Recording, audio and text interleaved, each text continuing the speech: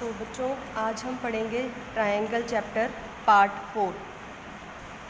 तो triangle chapter में last lecture में हमने बीपीटी थ्योरम के बारे में समझ लिया था। बीपीटी थ्योरम मैं आपको समझा चुकी हूँ। आज करेंगे करोलरी ऑफ बीपीटी।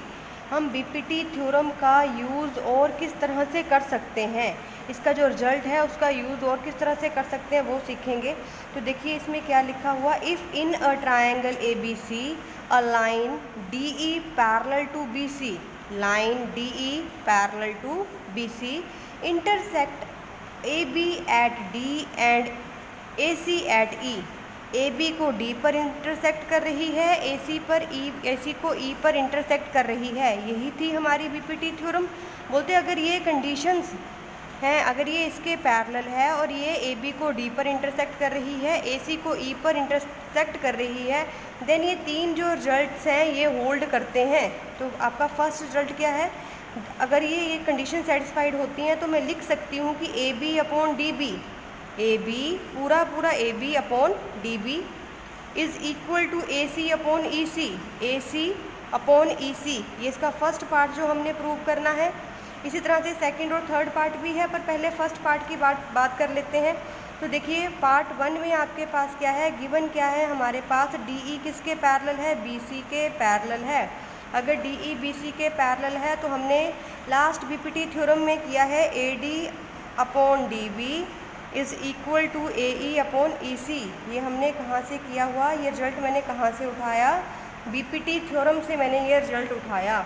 अब मैं क्या कर रही हूँ, एडिंग वन बोथ साइड, दोनों साइड में मैं 1 ऐड कर रही हूँ। क्यों ऐड कर रही हूँ, क्योंकि मेरी अब मंजिल ये है AB अपॉन DB और AC अपॉन EC तक मैंने पहुँचना है। अब आप देखना 1 ऐड करके हम कैसे पहुँचेंगे। तो यहाँ पर 1 ऐड कर लिया। अब इनका मेरे पास एलसीएम कितना आ गया, अगर मैं इसके डिनोमिनेटर में भी 1 लिख दूँ तो DB और 1 का एलसीएम कितना आ गया DB। और इन शॉर्ट में मैं आपको बताती हूँ, जैसे आपके पास है 2/3 + 1, आप कैसे इनको ऐड करते हो। 3 आपके पास एलसीएम आ जाता है तो न्यूमिनेटर में 2 आ जाएगा, फिर यहाँ से 3 × 1 = 3 ऐसे लिख ही लेते हो। तो 2 + 3 5 अपॉन 3। तो सेम हमने इसी तरह से क्या करना है, DB इनका एलसीएम आ गया, DB से कट जाएगा, ऊपर AD आ गया, और इस तरफ 1 का टेबल DB तक पढ़ेंगे तो DB आएगा, फिर DB को 1 से मल्टीप्लाई करेंगे तो DB आएगा। तो ऊपर न्यूमिनेटर में बन गया AD + DB और इक्वल टू के इस तरफ देखिए EC सेम, तो ये ऊपर क्या बन जाएगा AE + EC।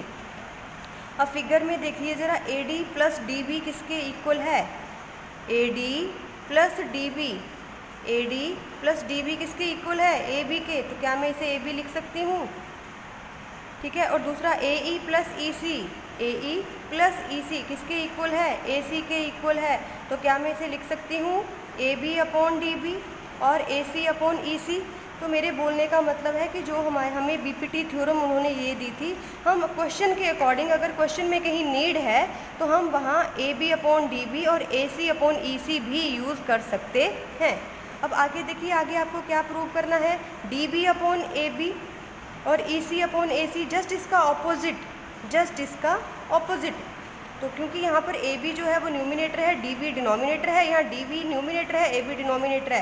तो जस्ट जो मेरा अभी रिजल्ट आया, मैं क्या कर लूँगी, टेकिंग रेसिप्रोकल ऑफ A, मैं जो मेरा अभी रिजल्ट मैंने फाइंड आउट किया, अगर मैं इसका रेसिप्रोकल ले लूँ तो AB अपॉन DB किसके इक्वल हो गया, DB अपॉन AB, और AC अपॉन EC किसके इक्वल हो गया, EC अपॉन AC। बस उल्टा कर दिया उसको, तो सेकंड रिजल्ट हमारा निकल गया।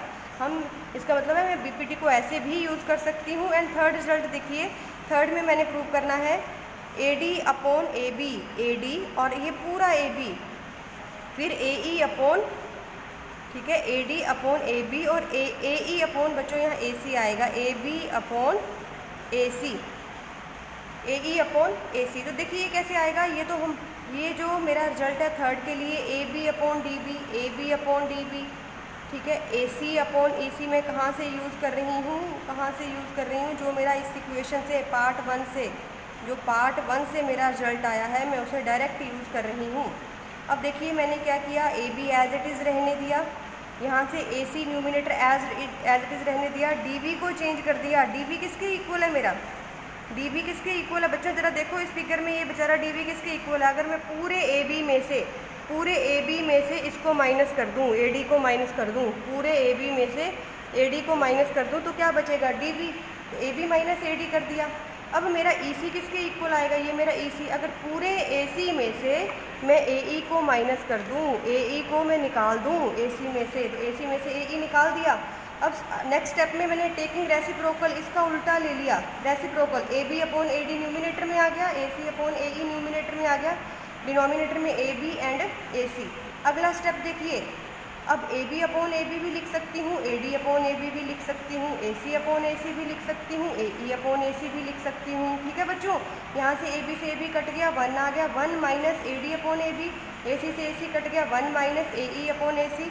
अब जो 1 है वो बोथ साइड पर कट हो जाएगा, नेगेटिव साइन भी कट हो जाएगा, आपके पास आ गया A D upon A B is equal to A E upon A C. तो आप इस रिजल्ट को ऐसे भी यूज़ कर सकते हैं।